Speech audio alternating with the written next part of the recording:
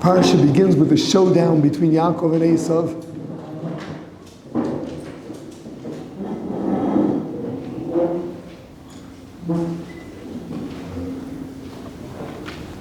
Yaakov prepares himself. And it's evident from the Psukim, and Chazal pointed out, his preparations are a threesome: Doron, Tefillah, and Milchama. Gifts. Sent lots of gifts to Esav. Prayer. And battle. And what's battle? What's his strategy?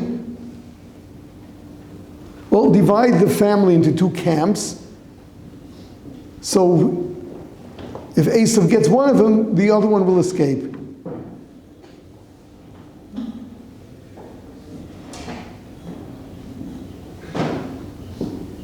That's a battle strategy.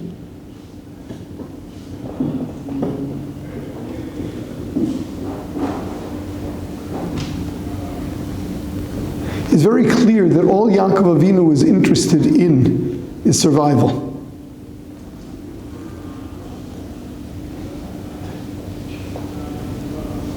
Divide into two camps, so at least one will survive.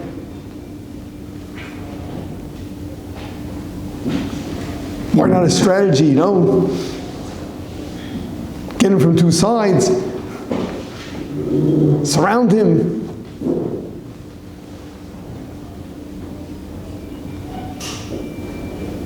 Some element of surprise. That's not what he's interested in.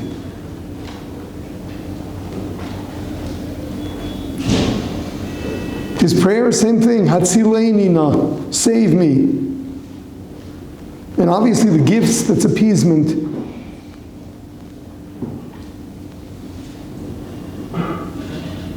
The issue is not the destruction of Esav. In fact, at the beginning, Vayiro Yaakov feared, Vayetzer lo. He was pained, he feared he was pained, and Rashi explains, he feared getting killed, and he was pained with the thought that he may have to kill.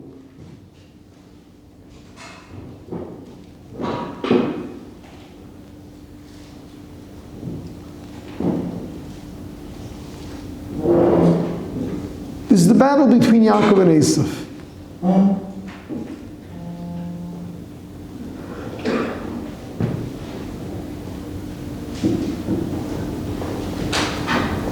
The issue is survival. The issue is not victory.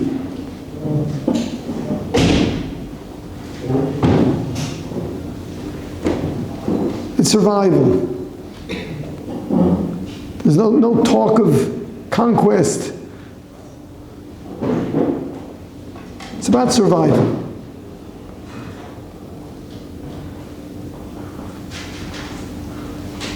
Why nothing better?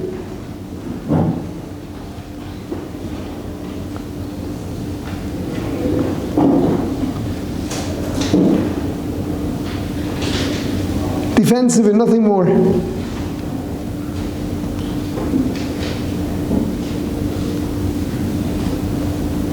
You know, this has been the story of the battle between Yaakov and Esav over the generations.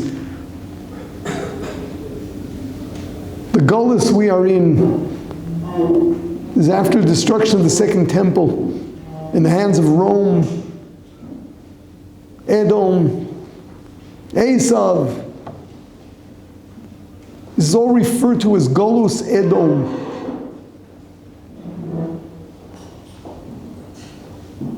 We do not know who Edom is in particular today.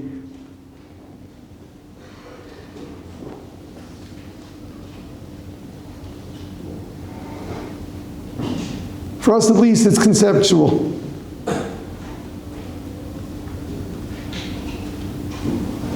But our approach has always been defensive.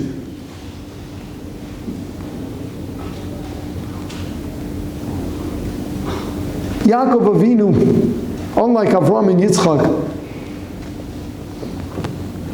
of the three patriarchs of the Avos, is the one of Golus.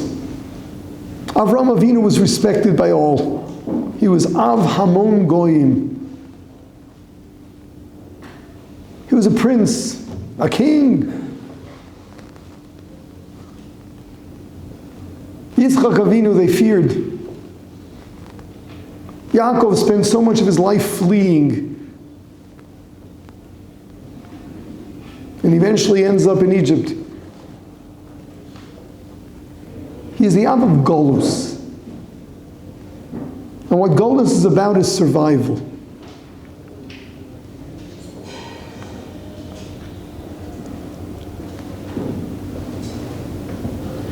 Yaakov Avinu,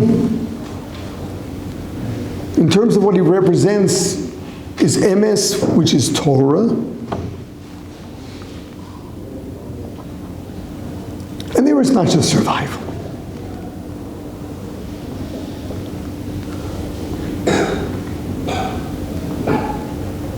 The Jewish nation has spent most of its history in Golus.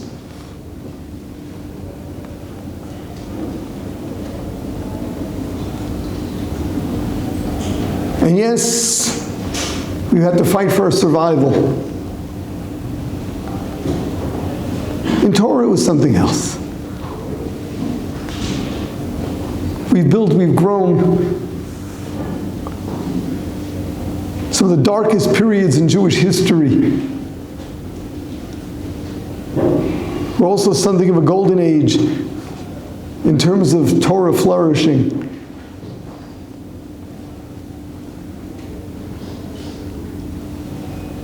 We understand that if most of our history has been spent in Golus, it is no coincidence.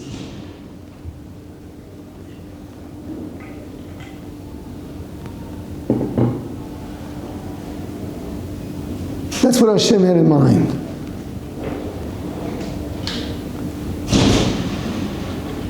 For most of our history, it's been suffering and persecution,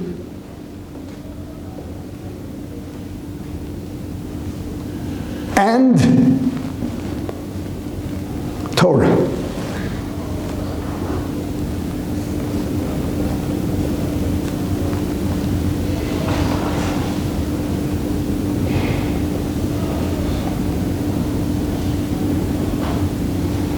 With Torah, it wasn't about survival. It was about building. For every individual growing on a national scale,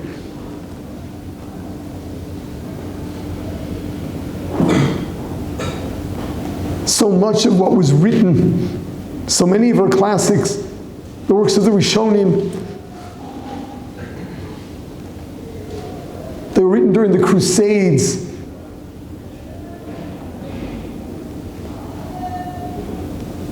There were Rishonim who wrote in blood, literally.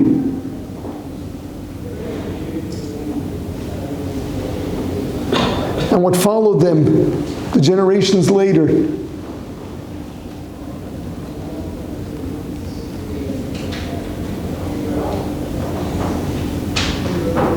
persecution. Our physical mode has always been survival and nothing more. Our spiritual mode has been growth.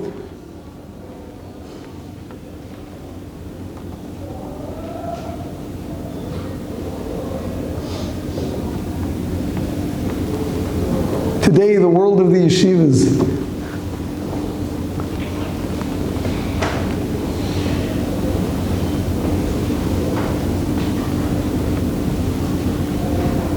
we don't know when the last time in Jewish history was that there were so many studying in yeshivas. It's difficult to know. But probably not since the destruction. Was there anything of the proportions that we have today?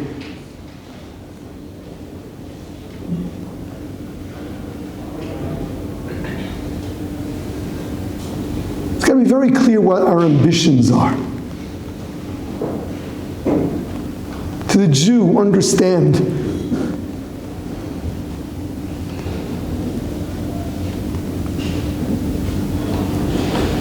our ambitions, our dreams, they're limited to our values.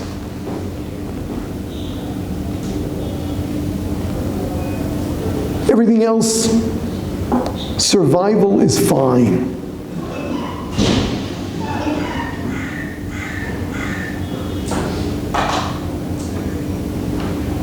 This has to be very clear.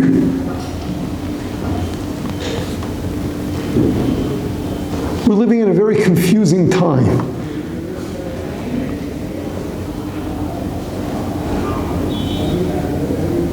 We're back home, but the Geula has not come. We're back home, hated perhaps like never before, surrounded by enemies who not only make proclamations but do.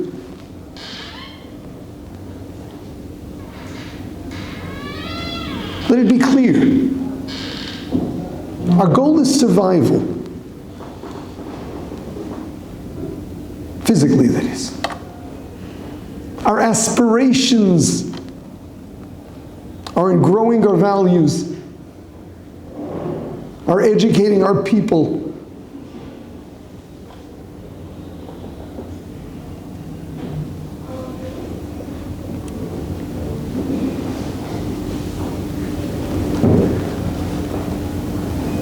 True,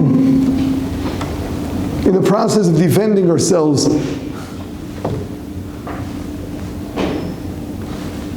there have been miracles, there's been conquest. But don't get carried away. That's not what it's about. Although we're at home, we're still in Golus. Our aspirations are not to conquer. Our aspirations are to survive physically. Our real aspirations are to attain new heights in terms of our values. Our real aspirations are to educate every Jew. Give every Jew the opportunity to know and know more and understand.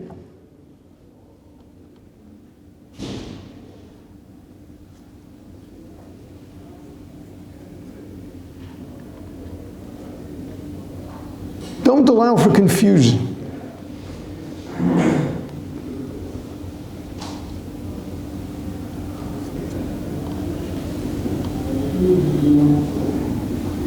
Our dream is not to conquer. Our dream is not to rule over others.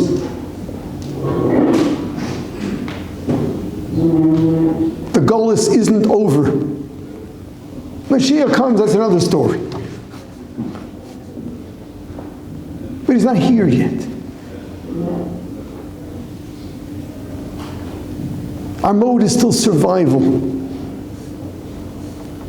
Yes, the military strategy of Yaakov Avinu, will have survivors.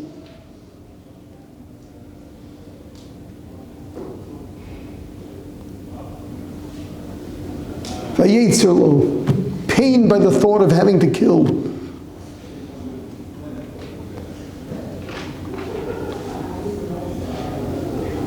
Be careful.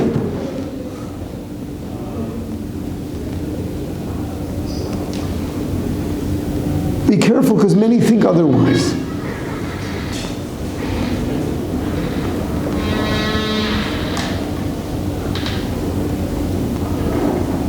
If anything, now that we're home, we have to invest even more in our values. Nationalism was never seen as a replacement for Torah, for what it really means to be a Jew.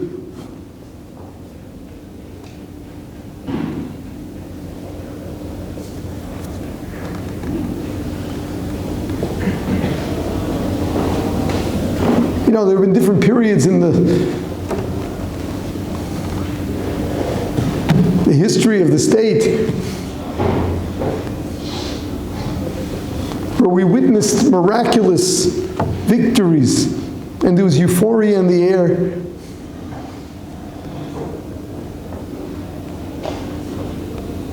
And so many Israelis defined themselves as conquerors. Took pride in that. Not yet. Mashiach isn't here. That's not what it's about. We appreciate the miracles. We appreciate everything Hashem gave us.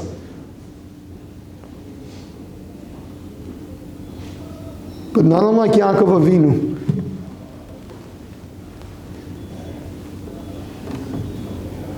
It's survival so that we can, as a nation, further grow in internalizing our values, living them, and truly being a light unto the nations by what we are and what we stand for. No confusion. Hope you all got it. What we live for is Torah. That's our banner. That's what we aspire to. The battleground is something we've been forced into. And the mode is nothing other than defensive.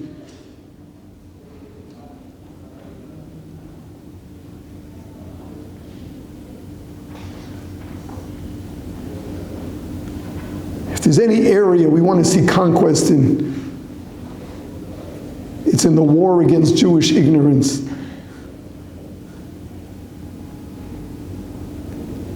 We've got to reach every Jew and let them know what it's all about to be a Jew. Hashem should continue to supply us with miracles on both fronts.